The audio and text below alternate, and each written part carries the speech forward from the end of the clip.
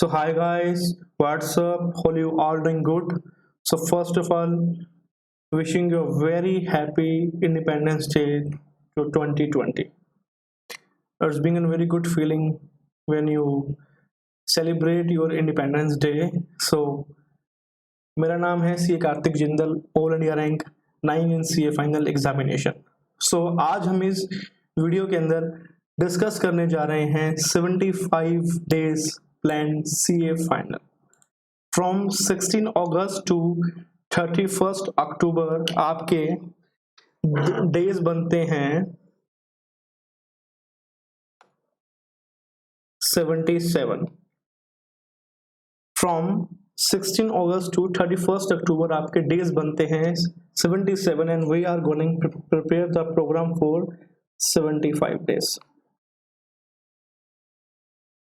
So let's discuss how we'll revise the CA final within 75 days with very effective and to score wonders in the examination. जो start करते हैं इस video को। तो मैंने किया क्या है, 75 डेज को मैंने 2 पार्ट में डिवाइड किया है।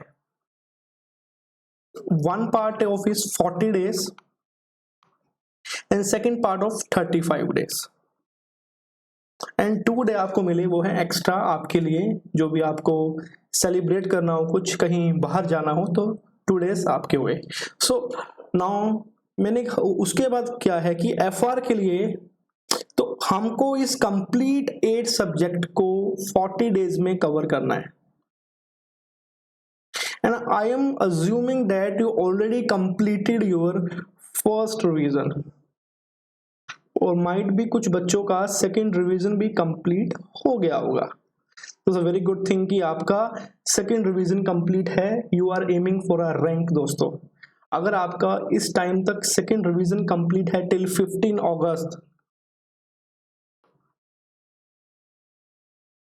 तो दोस्तों आपका रैंक आने के पूरे चांसेस हैं। और जिन दोस्तों का मई 2020 अटेम्प्ट था और बाय चांस जब postpone to November 2020, I believe उनकी तो थर्ड रिवीजन भी कंप्लीट हो गई होगी। फिर भी हम इसको एलोकेट करते हैं 40 डेज के अंदर। आपको क्या करना है, आपको करना है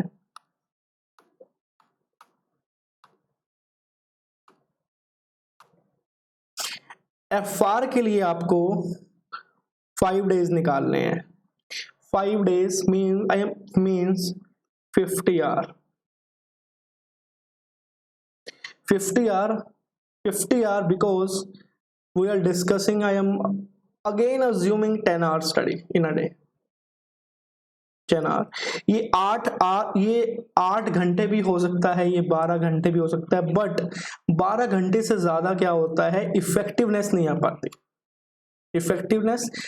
आ पाती। तो डेट्स वाई कि ये अगर आपका प्लान 10 घंटे का तक का है एक दिन में स्टडी करने का, तो दैट्स सफिशिएंट दोस्तों। अगर 8 घंटे भी आप पढ़ते हो एक दिन में, लेकिन अगर आप उसको अच्छे से रिवाइज करते हो तो 8 आवर इज आल्सो सफिशिएंट दोस्तों। But I am assuming 10 hours, क्योंकि कुछ बच्चे 12 घंटे पढ़ते हैं, कुछ बच्चे 8 आवर पढ़ते हैं, कुछ 9, कुछ 10। तो एवरेज के अंदर मैं 10 आवर लेके चल रहा हूं। तो आपने FR को 5 डेज देने हैं 50 आवर्स, और इसके अंदर क्या करना है ये आपकी इच्छा है कि आप कैसे स्टडी करते हो। कुछ स्टूडेंट पर डे 2 सब्जेक्ट पढ़ते हैं, कुछ स्टूडेंट पर डे 3 सब्जेक्ट पढ़ते हैं, कुछ स्टूडेंट पर डे 1 सब्जेक्ट भी पढ़ते हैं। तो ये आपको देखना है आपको कैसे पढ़ना है, ये आपके ऊपर डिपेंड है कि आपको कैसे स्टडी करनी है। 5 डेज SFM को दिए, 5 डेज लो को भी दिए, तो मैंने 1 टाइम 5 डेज सबको एलोकेट कर दिया, तो हो गए हमारे 40 दिन दोस्तों।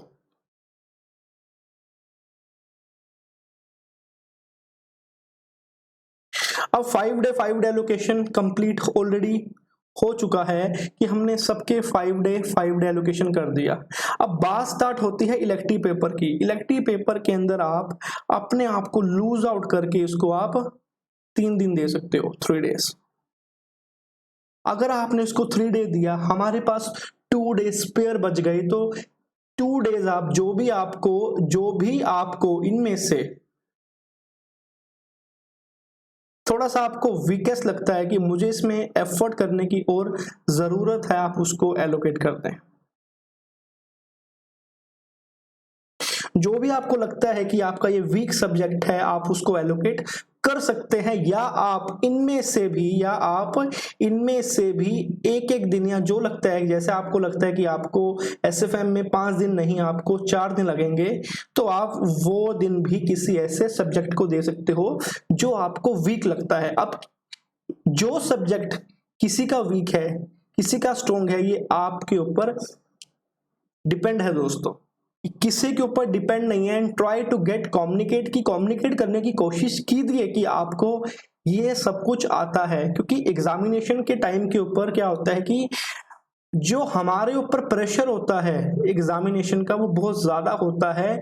तो बहुत ज्यादा के होने के कारण हम डिस्ट्रैक्ट भी हो सकते हैं। तो 5 डेज की ये स्ट्रेटजी है कंप्लीट करना, और हो सके तो 2 सब्जेक्ट पर डे पढ़ना। 2 सब्जेक्ट मीन्स आपको, अगर आपको थ्योरी अच्छी लगती है तो आप ऑडिट के साथ एफआर का कॉम्बिनेशन कर सकते हैं कि 5 आवर एफआर पढ़ लिया, 5 आवर आपने ऑडिट पढ़ लिया, तो कॉम्बिनेशन बना के पढ़ सकते हैं। या आपने एससीएमपी पढ़ लिया और साथ में आपने डायरेक्ट टैक्स पढ़ लिया। अब ये कॉम्बिनेशन कैसा बनाना है ये आपको देखना है, क्योंकि बच्चे मेरे से पूछते हैं कि सर हम कौन सी स्ट्रेटजी फॉलो करें। देखिए, स्ट्रेटजी आपके हाथ के अंदर है कि आपको कैसे पढ़ना है, क्योंकि हर स्टूडेंट का कैलिबर कुछ अलग होता है। जैसे कि कोई चीज आपको 1 आवर में समझ आ रही है और वही चीज किसी दूसरे बच्चे को 2 आवर लग जाते हैं समझते समझते। तो कैलिबर एंड डिपेंडेंसी ये डीम्ड करती है कि आपकी कैसी है और उनकी कैसी है। तो इसका सबसे बेस्ट वे है, डू नॉट कंपेयर अपने आप को किसी से कंपेयर मत करना कि आपका दोस्त तो 12 घंटे पढ़ रहा है तो मैं भी आज से 12 घंटे स्टडी करूंगा। ऐसा नहीं सोचना है, जैसा आपको जो ठीक लगता है आप वही कीजिए। मेरे केस में क्या था कि I used to study 8 hour, 8 घंटे में स्टडी करता था और मेरे लिए 8 आवर सफिशिएंट थे, और इन कंपैरिजन माई दोस्त पढ़ते थे 12 घंटे। तो मैंने अपने आप को किसी से भी कंपेयर नहीं किया, मैंने खुद पे विश्वास रखा। तो आपको भी खुद पे विश्वास रखना है। सपोजिंगली आपके 40 डेज में अच्छे से कंप्लीट हो जाते हैं आपके 40 days, and you will relieve की yes you will done emphasis on the set. Now आपके पास now your time life 35 days.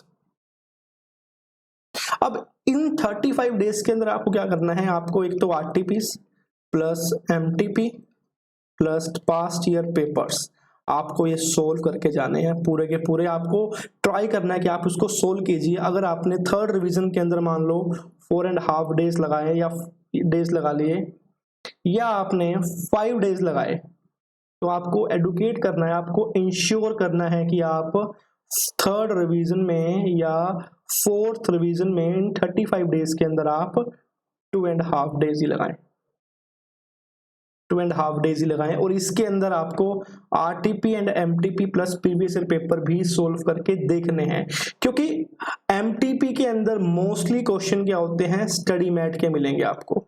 MTP के अंदर मोस्टली क्वेश्चन आपको स्टडी मैट के मिल जाएंगे, और आरटीपी के अंदर भी कुछ क्वेश्चन आपको सेम मिल जाएंगे। तो ज्यादा टाइम बिल्कुल नहीं लगेगा। अगर मैं एससीएमपी की बात करूं तो 90% क्वेश्चन आपको आईसीआई के स्टडी मटेरियल में मिल जाएंगे, एससीएमपी की, आरटीपी, एमटीपी के, और पास्ट ईयर पेपर के भी मिल जाएंगे टिल नवंबर 18 तक के। तो आपको टाइम कम से कम यूज करना है आपके, और ज्यादा से ज्यादा सोल्व करना है। And most important thing, most importantly, don't compromise with sleep. कभी भी अपनी स्लीप से कॉम्प्रोमाइज मत करना। एटलीस्ट 7 आवर की स्लीप जरूर लेना इन टाइम, और 7 आवर की स्लीप लेने के बाद आपको क्या करना है, 1 से 5 PM स्लीपिंग नहीं लेनी। 1 से 5 आपको नहीं पढ़ना, 1 से 5 आपको नहीं पढ़ना, क्योंकि this is the time of examination, ये एग्जामिनेशन का टाइम है। तो आपको 1 से 5 नहीं पढ़ना, नहीं सोना, नहीं सोना। आपको कोशिश करनी है कि या तो आप इसमें स्टडी कीजिए। अब सर हम एमटीपी कैसे दें, एमटीपी, या तो कोई टेस्ट सीरीज ज्वाइन कर लो या सेल्फ एमटीपी दो कि खुद इंस्टीट्यूट की वेबसाइट से क्वेश्चन पेपर डाउनलोड किया और सोल्व करके खुद आपने इवेल्युएट किया, ये कर सकते हो आप ये कर सकते हो सिचुएशन। आई बिलीव कि आपकी ये कंप्लीट हो जाएगा, सब कुछ कंप्लीट हो जाएगा, 3rd revision 4th revision till 20 October. I very sure 20 अक्टूबर तक सब कुछ कंप्लीट हो जाएगा। लास्ट 10 डेज,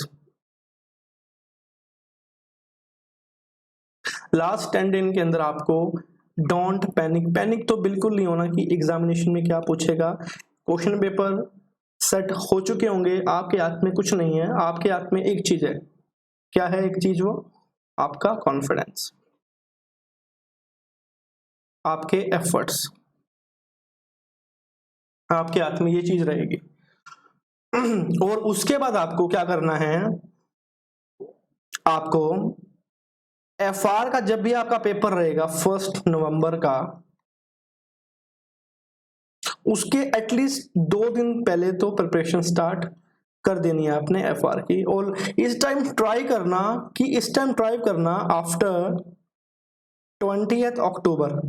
20th अक्टूबर के बाद आप एक चीज जरूर ट्राई करना, 20th अक्टूबर के बाद आप क्या करना, आप लो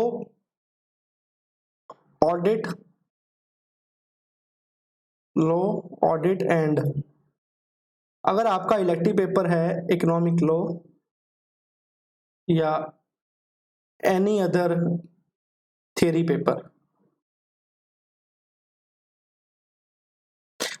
आप इनको 1 टाइम दोबारा पढ़ लेना, क्योंकि ये थ्योरी पेपर है, फिर आपको याद बिल्कुल नहीं आएंगे।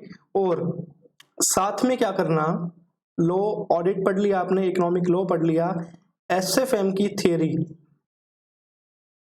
1 टाइम रिवाइज कर लेना 28 अक्टूबर के बाद, क्योंकि एटलीस्ट 20 मार्क्स की एग्जामिनेशन के अंदर इसका वेटेज रहेगा, तो 20 मार्क्स मत छोड़ना। एसएफएम की थ्योरी जरूर रिवाइज करके जाना एग्जामिनेशन के 1.5 दिन पहले। लेकिन अगर आप 20 अक्टूबर के बाद इसको 1 टाइम रिवाइज आपका हो गया, तो आपको जब रिकॉल होगा आपका एफआर के एग्जाम के बाद, तो आपको थ्योरी अटेम्प्ट करना आसान रहेगा।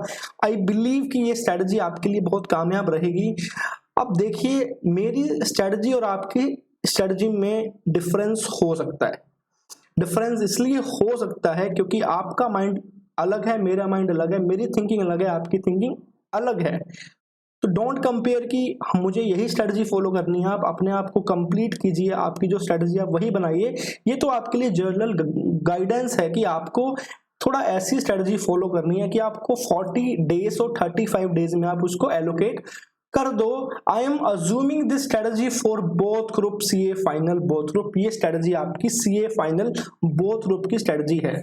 अब सिंगल ग्रुप की बात रही है, सेकंड ग्रुप की बात रही, जो सिंगल दे रहा है, आई डोंट थिंक कि उसके लिए कोई स्ट्रेटजी की रिक्वायरमेंट है। उनको बहुत अच्छे से पता है कि उनको 4 एग्जाम देने हैं, 4 एग्जाम अभी 75 डेज हैं। अगर उनकी 1 टाइम रिवीजन हो चुकी होगी तो उनको 4 एग्जाम रिवाइज करने में दिक्कत बिल्कुल नहीं आएगी। जहां मैंने 40 दिन आपको 8 एग्जाम के दिए हैं, वहीं सिंगल जो बच्चे ग्रुप अटेम्प्ट कर रहे हैं उनके लिए वो 10 डेज का हो जाता है गैप, और लास्ट के 35 डेज हैं, फिर से वो मैंने 2.5 डेज दिया, वो आप फिर उसको 50% कर दो 5 डेज के साथ। और हाँ दोस्तों, आरटीपीज, एमटीपीज एंड पेपर्स जो लास्ट ईयर आए हैं एग्जामिनेशन के, अभी तक आपको नहीं छोड़ के जाने। और सर आरटीपी एमटीपी कहाँ तक के सोल्व करने हैं आपको आरटीपी एमटीपी सोल्व करने हैं मई 18 से लेके नवंबर 20 के। ये तो आपको आरटीपी प्लस एमटीपी सोल्व करके जाने हैं न्यू स्कीम के।